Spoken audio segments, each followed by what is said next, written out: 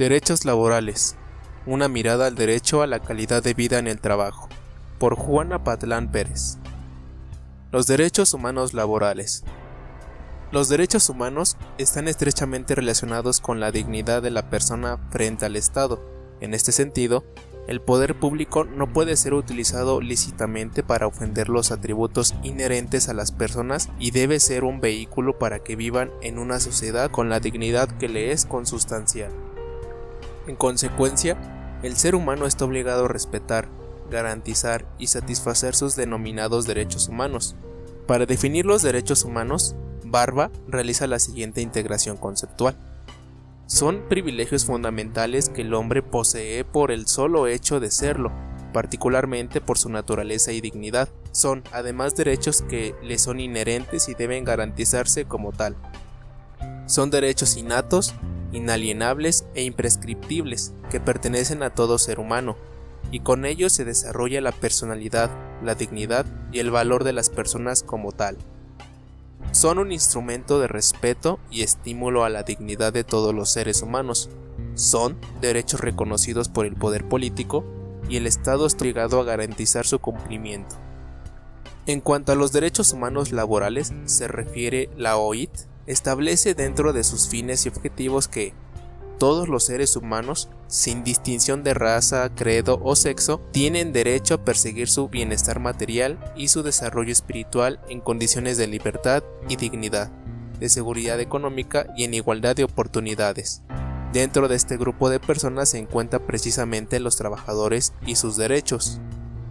Los derechos humanos laborales reconocen como único titular universal a la persona con el respeto de su dignidad humana y satisfaciendo sus necesidades básicas en el ámbito laboral.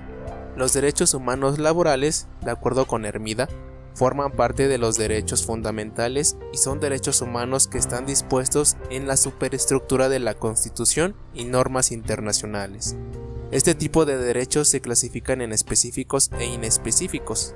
Los primeros son derechos humanos que están contenidos en los ordenamientos jurídicos del derecho laboral y están dirigidos exclusivamente a los trabajadores.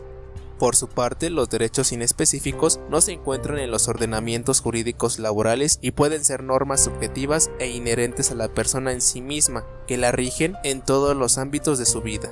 Con esta clasificación, sustenta Colmenares, se amplía la esfera de los derechos laborales, debido a que el trabajador no solo goza de derechos atributivos del trabajo, sino también de los que son inherentes como persona y ciudadano, dando lugar al surgimiento de nuevos derechos como la protección y salvaguardas ante el acoso psicológico, el acoso sexual y las distintas formas de discriminación, entre otros. En la Declaración Universal de los Derechos Humanos, emitida en 1948, atinadamente se incluye un conjunto de derechos laborales, los cuales se perfilan como parte de los derechos humanos.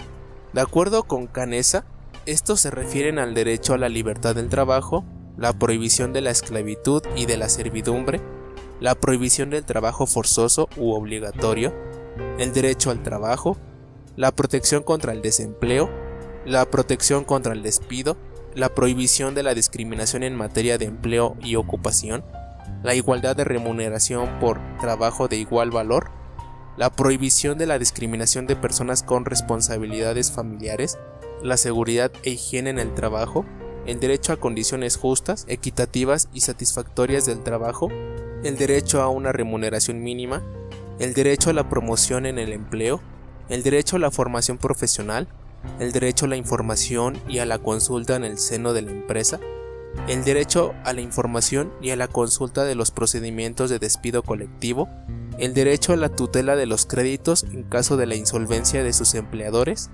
la libertad sindical, el derecho a la protección de los representantes de los trabajadores y facilidades para el ejercicio de sus funciones, los derechos a la negociación colectiva, a la huelga, a la seguridad social, la protección especial a los menores de edad, a las mujeres trabajadoras, a los trabajadores migrantes y a personas con discapacidad, entre otros.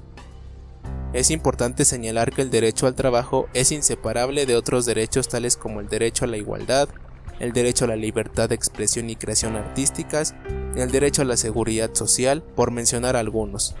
Además, tanto los derechos humanos como los derechos humanos laborales no pueden ser mermados bajo ninguna circunstancia.